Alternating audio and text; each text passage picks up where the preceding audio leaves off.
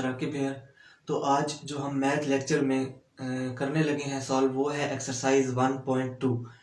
ठीक है, तो 1.2 में हम क्वेश्चन नंबर 1 से स्टार्ट करते हैं, जिसमें हमें यूज़ करना है क्वाड्रेटिक फार्मूला। ठीक है, क्वाड्रेटिक फार्मूला जो है वो मैं आपको बता दूंगा यहाँ पर, और इन सारे सवालों में वही क्वाड्रेटिक फार्मूला यूज़ होगा। इजी है। सबसे पहले तो आपने क्या करना है, देखें कि आपके पास क्वेश्चन नंबर 1 का पार्ट 1 है 2 minus x square equal to 7x।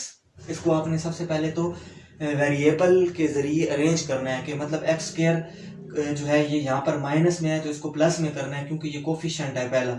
तो आपने क्या करना होता है कि इस वैल्यू को आप इधर शिफ्ट कर लें। ठीक है, तो आप क्या करते हैं कि ये माइनस एक्स स्क्वायर इधर, माइनस का इधर आके क्या हो जाएगा, प्लस का एक्स का स्क्वायर, और 7x इधर ही था तो प्लस 7x, और ये 2 इधर प्लस का था, जब इधर आएगा तो क्या हो जाएगा, -2 हो जाएगा, तो इक्वल टू 0।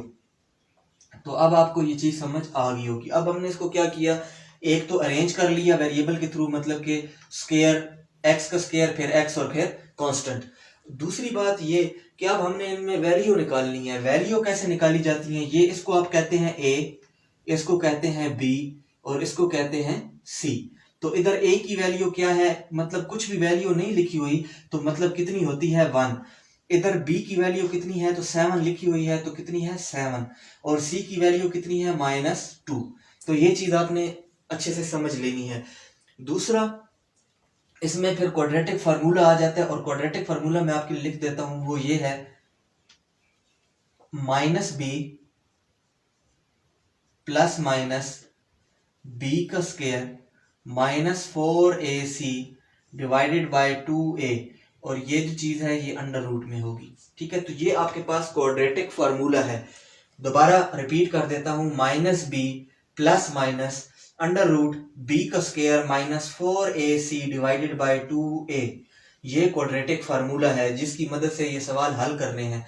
तो सबसे पहले हमने क्या करना है कि वैल्यूज जो हमने निकाली थी ए, बी और सी की, उनको इसमें पुट करना है। ठीक है, तो यहां पर आप लिख लें बेशक साइड पर, पुटिंग वैल्यूज।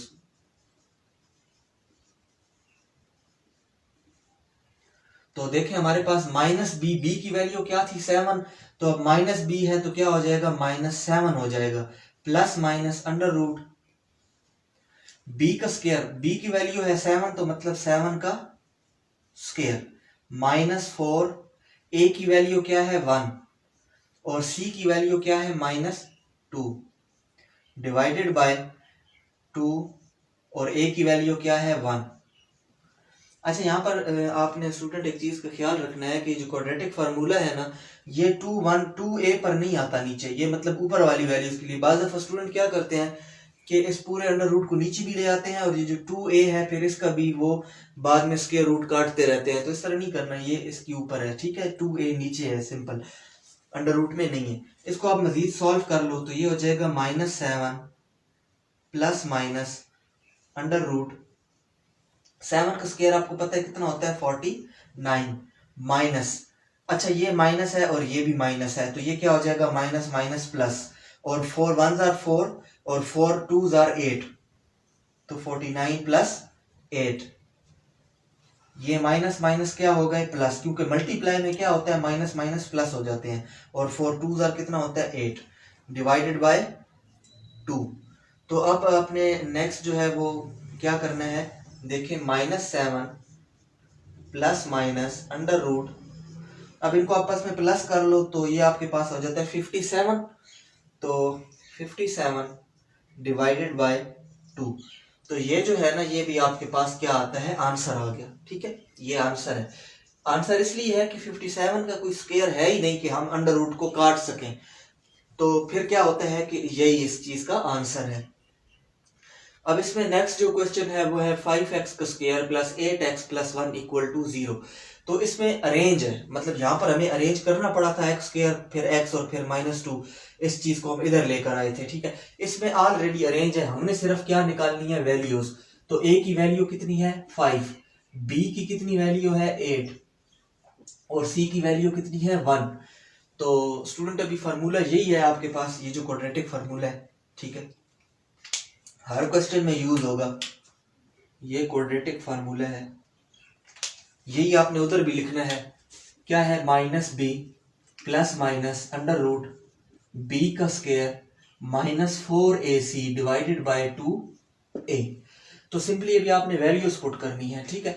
तो यहाँ पर b की वैल्यू 8 है तो कितना हो जाएगा, -8 plus minus under root b की वैल्यू 8 है तो कितना हो जाएगा, 8 का स्क्वायर -4, a की वैल्यू है 5 और c की वैल्यू कितनी है 1 डिवाइडेड बाय 2 और a की वैल्यू कितनी है 5। तो अब हम इनको मल्टीप्लाई कर लेते हैं। तो ये देखें -8 प्लस माइनस 8 का स्क्वायर कितना होता है, 8 8 jar 64 minus 5 4 jar 20 21 jar 20 divided by 5 2 jar 10। तो नेक्स्ट स्टेप में क्या होगा, -8 प्लस माइनस, अब 64 में से अगर 20 गया तो कितना रह गया, 44 और नीचे कितना है 10।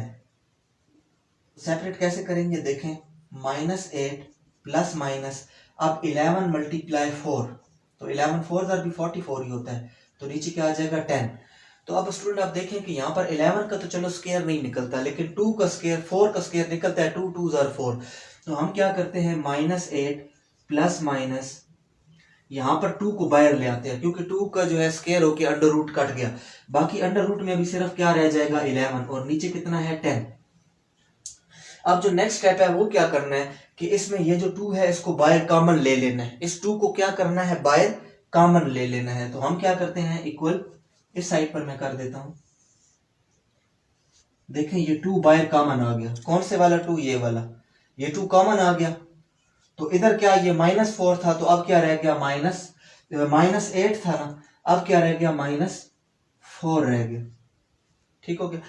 उसके बाद क्या रह गया, अंडर रूट 11 डिवाइडेड बाय कितना रह गया, डिवाइडेड बाय 10, ठीक है। हमने क्या किया कि यहाँ पर 2 को बाहर कॉमन ले लिया, तो 2 का टेबल 8 पर 4 टाइम जाता है, इसीलिए यहाँ पर फिर 4 लगाया, ठीक है। और ये 2 यहाँ से खत्म हो गया क्योंकि बाहर आ गया था। अब नेक्स्ट स्टेप में क्या करना है, इस 2 को काट लेंगे, 2 1 जार 2 2 5 जार 10। तो आंसर क्या आता है, -4 अंडर रूट 11 डिवाइडेड बाय 5। तो ये आपके पास आंसर है।